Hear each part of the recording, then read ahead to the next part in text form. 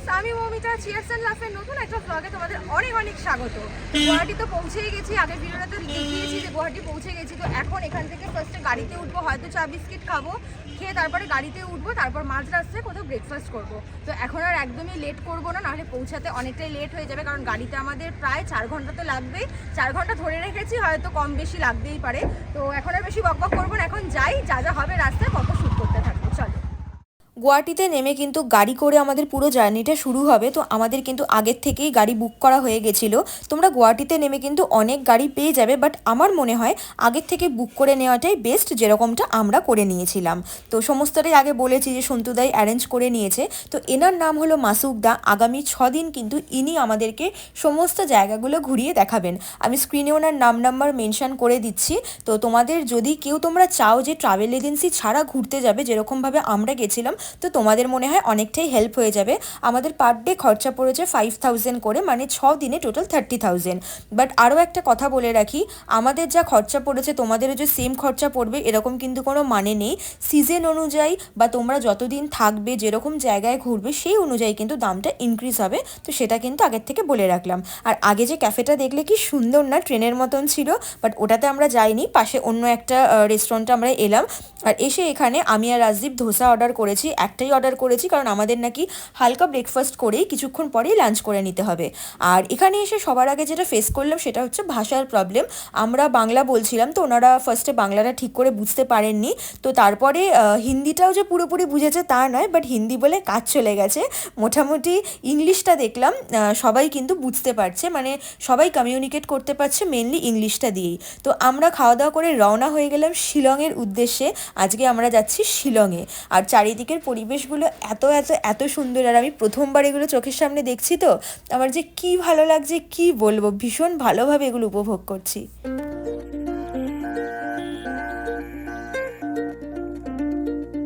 অনেকটা রাস্তা চলে আসার পরেই আমাদের গাড়িটা এখন দাঁড়িয়েছে একটা ধাবার সামনে, হাইওয়ে ধাবা। তো এখানে আমরা লাঞ্চ করে নেব। লাঞ্চ করার একদম ইচ্ছে নেই, কারণ পেট অনেকটাই ভর্তি ভর্তি লাগছে, বাট যেহেতু গাড়ি আর রাস্তায় কোথাও দাঁড়াবে না, সেই কারণে লাঞ্চটা করে নিতে হবে। সন্তুদা অর্ডার করেছে আলুর পরোটা, আর দেবশ্রীদি সিমুই অর্ডার করেছে চিকেন থালি, আর আমি আর রাজদীপ অর্ডার করেছি মাটন থালি। অনেক কিছুই বেশ দিয়েছে, ভাত দিয়েছে, ডাল দিয়েছে, পাঁপড় ভাজা, আলু ভাজা, একটা তরকারি দিয়েছে, একটা ছোলার ডাল দিয়েছে, আবার ছোলার একটা আলাদা তরকারি, আর এক টুকরো পনির দিয়ে আর মটর দিয়ে একটা তরকারি, একটা ভাজা, আর দিয়েছে এখানে মাটনের ঝোল। আমাদের খাওয়া দাওয়া হয়ে গেছে। মাটন থালি অর্ডার করেছিলাম, কিন্তু থালির মধ্যে শুধুমাত্র মাটন কারিটা ছাড়া আর কিচ্ছু ভালো ছিল না, মানে একদমই টেস্ট ছিল না, বেকার।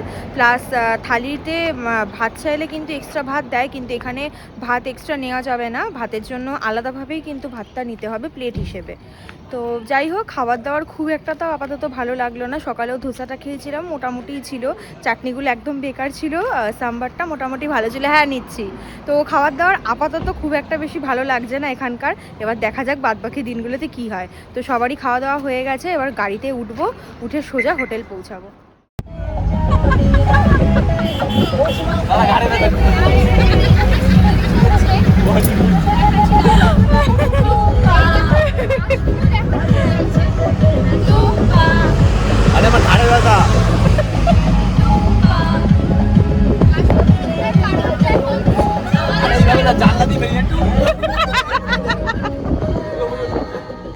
পাশেই বসে আছে প্রিয় মানুষ। পাহাড়ি রাস্তার আঁকাবাঁকা পথ দিয়ে গাড়িটা ছুটে চলেছে, আর গাড়ির ভেতরে চলছে কিছু সুন্দর সুন্দর গান। একদম অন্য রকম অনুভূতি।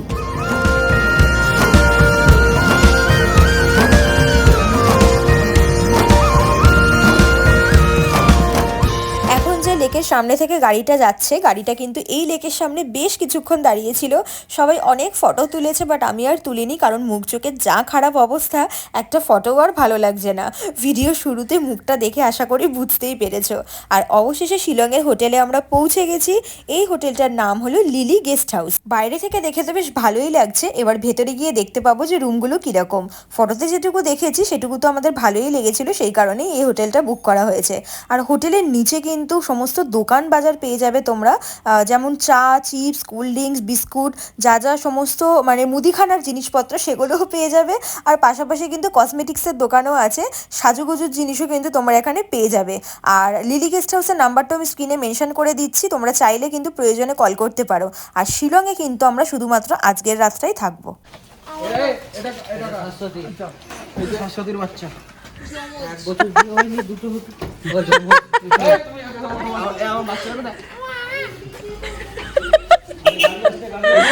আর হাসাস না, ঠান্ডা এমনি হাত কাঁপছে আমার।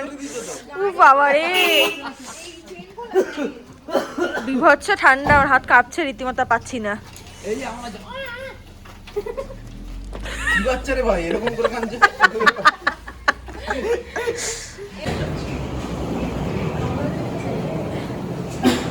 अच्छा, गीजर में पानी गर्म होने में कितना वक्त लगेगा?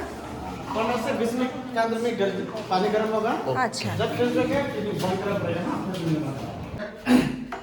ये गीजर का स्विच है। हाँ, ओके ओके ओके ये देने के बाद आपको 20 मिनट रुकना पड़ेगा, तब जाके गर्म होगा। ए 20 मिनट वेट कर दे। आइए आइए। চলে আসো, চলে যাও, চলে যাও। সুন্দর সোফা আছে।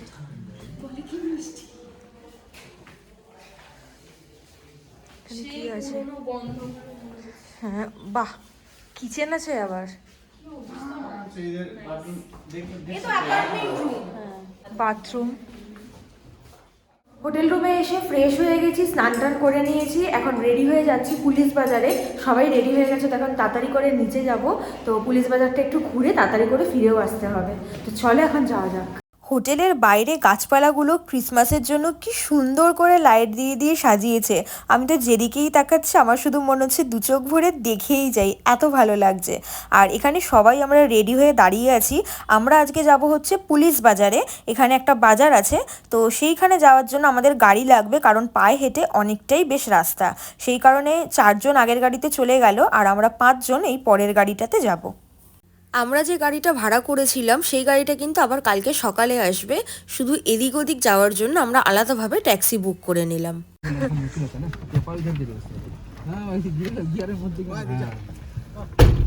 পুলিশ বাজারে আমরা পৌঁছে গেছি, আর ভেবেছিলাম এখান থেকে একটা সোয়েটার কিনবো, কিন্তু 25 ডিসেম্বরের জন্য সব দোকানই বন্ধ। আর একটা জায়গাতে দেখছি খুব ভিড় হয়েছে, তবে আমরা ওই ভিড়ে আর ঢুকবো না, নালে আর ফিরতে পারবো না। দেখে তো মনে হচ্ছে যেন কলকাতার পার্ক স্ট্রিটে চলে এসেছি। তো আমরা ওই ভিড়ে যাচ্ছি না, আমরা নর্মাল একটু ঘুরে নিচ্ছি।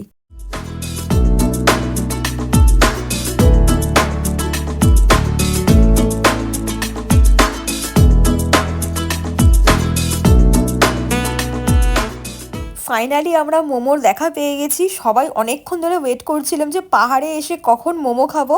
তো এখানে আমরা না ফার্স্টে ভেবেছিলাম যে চিকেন মোমো দিচ্ছে 30 টাকাতে 8 পিস মোমো দিচ্ছে। আমরা ভাবলাম বাবা এত কমে 8 পিস মোমো দিচ্ছে, কিন্তু পরে দেখলাম যে এগুলো ভেজ মোমো, ওনার কাছে চিকেন মোমো নেই, তাই আমরা 1 প্লেটই অর্ডার করেছি। আমি, দেবশ্রীদি আর শিমুই 3 জন মিলেই খাবো। আর দোকানে কিন্তু বেশ ভালোই ভিড় হয়েছে, মনে তো হচ্ছে মোমোটা খেতে ভালোই হবে। এবার নিজেরা খেয়ে বুঝতে পারবো কেমন খেতে। যা দেখছি ওরকম সব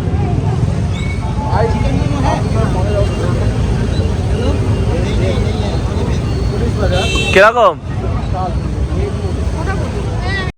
মোমোটা খেতে কিন্তু অতটাও টেস্ট নেই, তবে চাটনিটা কিন্তু বেশ ভালো বানিয়েছে। মোমো খেয়ে কারোরই তেমন মন ভরেনি, তাই আমরা সবাই আরও স্ট্রিট ফুডের খোঁজে বেরিয়েছি যে এখানে আর কী কী পাওয়া যাচ্ছে। তো এখানে দেখতে পাচ্ছি চাউমিন বিক্রি হচ্ছে, আর তার সঙ্গে সঙ্গে রেখেছে ডিম সেদ্ধ, আর গোটা গোটা ডিমগুলোকে ভেজে রেখেছে, আর রোলও বিক্রি হচ্ছে। এখানে পরপর প্রত্যেকটা দোকানেই আমি দেখছি যে সেম প্রসেসে চাউমিনটাকে বানাচ্ছে, আর প্রত্যেকটা দোকানের চাউমিনের কালারটাও কিন্তু একই রকম। আর দোকানগুলো থেকে চাউমিনের ভীষণ ভালো গন্ধ বেরিয়েছে, দেখে তো বেশ টেস্টি লাগছে। আর এই লাইনগুলোতে কিন্তু প্রত্যেকটা দোকানে মোমোও পাওয়া যাচ্ছে, চিকেন মোমো। তো দেবশ্রীদিরা ফার্স্টে চাউমিনটা খেয়ে নিই, তারপর আমরা আবার কিন্তু মোমো খাবো। বলো, আমি তো খেতে পারবো না। ভালো, দেখেই কিন্তু বেশ লোভ লাগছে। সব দোকানগুলোতেই অসম্ভব ভিড়, তো এই দোকানটা একটু ফাঁকা ছিল, সেই কারণে এইখান থেকেই আমরা 2 প্লেট মোমো নিয়ে নিচ্ছি।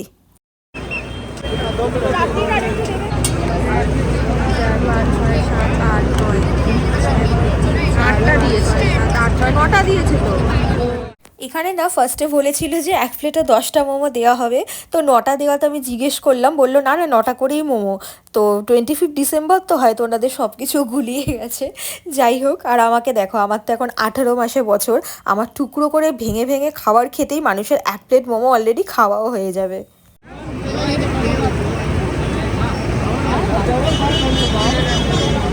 কিরে এটা কি মোমো?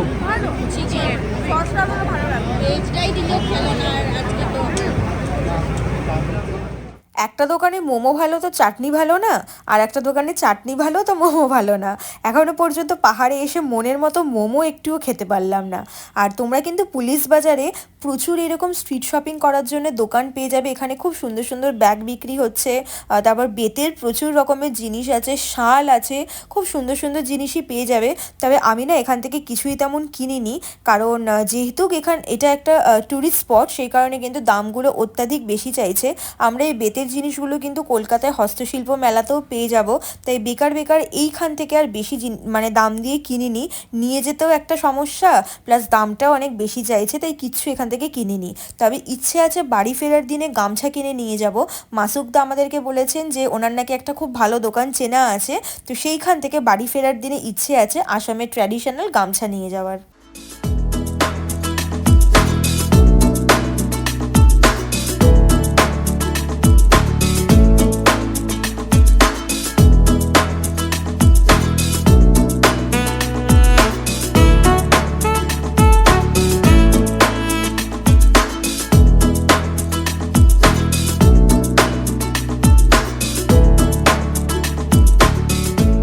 বেশ এনজয় করছি।